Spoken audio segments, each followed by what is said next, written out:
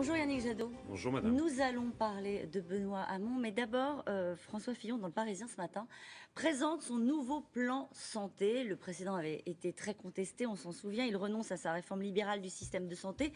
Toujours 20 milliards d'économies, mais plus question de ne pas rembourser les petits risques, comme il l'avait dit. Il arrondit les angles. Est-ce que ça suffit ?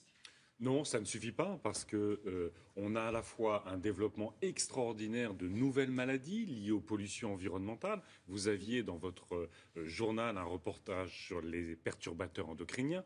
On sait la pollution de l'air, on sait les perturbateurs endocriniens, on sait les pesticides, on sait tous les problèmes de diabète, de cancer, de nouvelles maladies liées à la pollution. Si on ne traite pas à la source ces maladies, nous n'arriverons jamais à équilibrer notre système de santé. Deuxièmement, on a des hôpitaux qui sont en train d'exploser.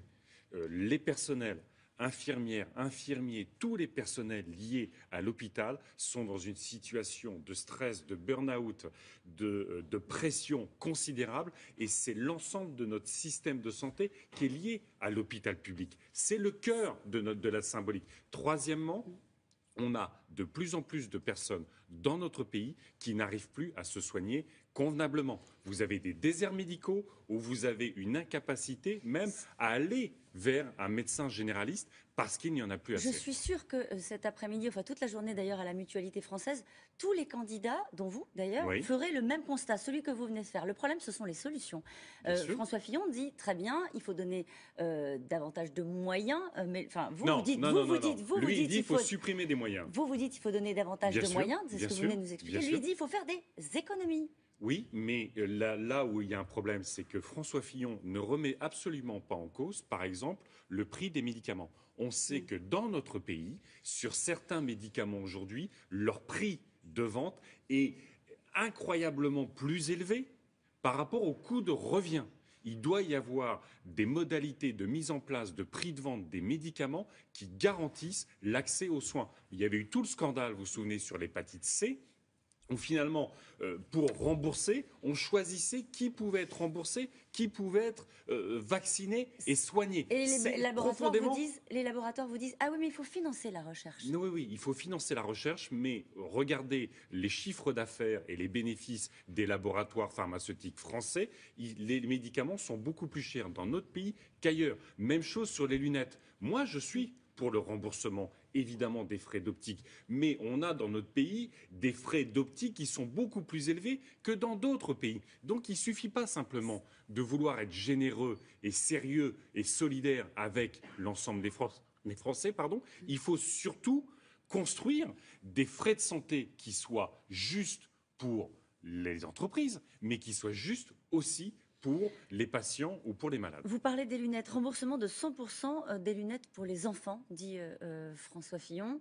Mais il a raison. Il a raison. Sur la question des dents, comme sur la question de l'optique, c'est essentiel. Quand vous avez aujourd'hui des discriminations sociales qui sont liées au fait de pouvoir obtenir des lunettes ou pas, c'est dramatique. On a des enfants aujourd'hui qui ne peuvent pas apprendre correctement à lire parce qu'ils ne sont pas correctement équipés.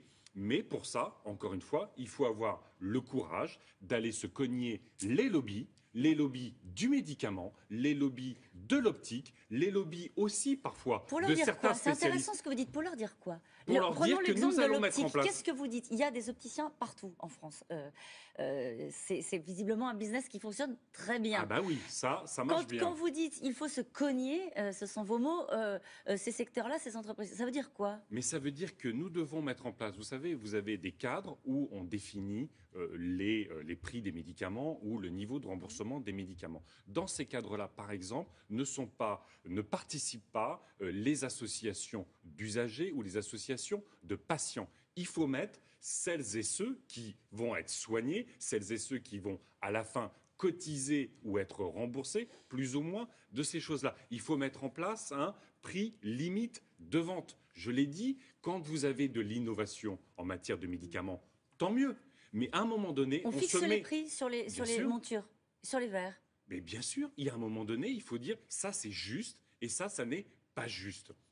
Vous connaissez l'ensemble des opticiens qui nous promettent quand vous achetez une monture, d'en avoir une deuxième ou une troisième, ça veut dire que vous payez 2 ou 3 fois le prix normal d'une monture pour en avoir 3. Ça va pas. Est-ce que vous avez parlé santé hier avec Benoît Hamon lors de votre déjeuner? Oui, parce que nous parlons contenu. Benoît Hamon, comme moi-même, sommes pour la suppression des perturbateurs endocriniens, la santé. Enfin, moi, mon projet, c'est la France vive, c'est la France de la vie. Si à un moment donné, il y a un enjeu essentiel pour toutes et tous, c'est notre santé, celle de nos enfants. Donc, quand on parle perturbateurs endocriniens et qu'on veut les éliminer, ça veut dire, par exemple, supprimer les pesticides de l'ensemble de l'agriculture. Il y a un consensus entre vous sur la question de la santé? Il n'y aura pas de difficulté? Il y a un consensus sur la question de la santé. Ce sur quoi nous travaillons, c'est de faire en sorte qu'on ne crée pas de nouvelles déceptions, de nouvelles désillusions, parce que, en plus d'un objectif, on n'aurait pas travaillé les moyens. Quand je discute avec Benoît Hamon, quand on discute nucléaire, quand on discute santé, quand on discute école, quand on discute Europe, l'enjeu, c'est quand même de savoir qu'est-ce qu'on fait dans les 100 premiers jours, si on arrive à créer ce grand rassemblement, qu'est-ce qu'on fait dans les 100 premiers jours pour que ce soit sérieux et pas simplement un Yannick objectif Jadot, bel et beau annoncé, mais qui correspond à pas grand-chose. ce qui est difficile à comprendre, vous discutez avec Benoît Hamon depuis le lendemain de son élection, à Oui. peu près. Vous êtes vu à plusieurs reprises. Ça fait 3 semaines, ça fait même pas 3 semaines. D'accord. Vous en êtes où? Est-ce qu'on a un accord qui est en bonne voie? On ne va pas passer la présidentielle là-dessus, pour faire clair. À la fin de la semaine, il peut y avoir un accord. Qu'est-ce qui coince? Vous en êtes où? Il y aura un accord cette semaine ou il n'y aura pas d'accord cette semaine. Ne serait-ce que parce qu'à partir de la semaine prochaine, il y a les élus envoient leur parrainage. Moi, j'ai mes parrainages, donc maintenant, je suis assez tranquille de ce point de vue-là. Vous les avez? Oui, je suis assez tranquille de ce point de vue-là. Donc, on ne peut pas tricher avec les parrains.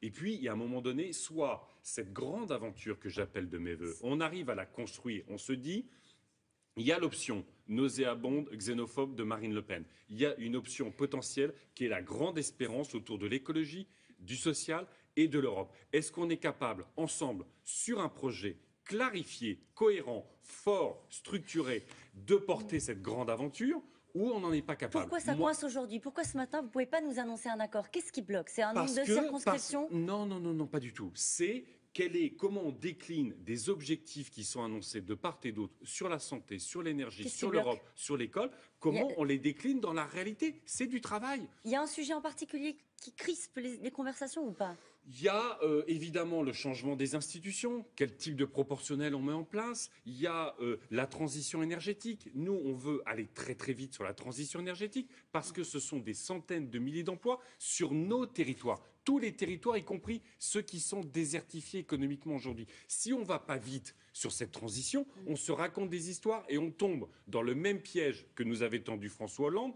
qui est de dire « vous inquiétez pas, je fermerai Fessenheim, vous inquiétez pas, je ferai 50% de nucléaire ». Il n'a rien fait. Donc nous, on ne veut pas tomber dans un nouveau piège. On a confiance. Les démarches sont sincères, mais il faut que ce soit extrêmement sérieux. Une dernière question très vite. Depuis René Dumont, 1974, il y a toujours eu un candidat écolo. Ça, c'est vrai. Pourquoi vous n'y allez pas? C'est une responsabilité extraordinaire pour moi, parce que j'ai été désigné pour que le prochain quinquennat soit écologique, social, européen. S'il y a l'espace de cette grande aventure et que nous gagnons, et que demain, on sorte du nucléaire, on sorte des pesticides, on protège enfin la santé des Françaises et des Français contre les lobbies, ma responsabilité, c'est de faire en sorte que cette grande aventure de la présidentielle 2017, elle puisse advenir. Merci beaucoup, Merci Yannick beaucoup. Jadot.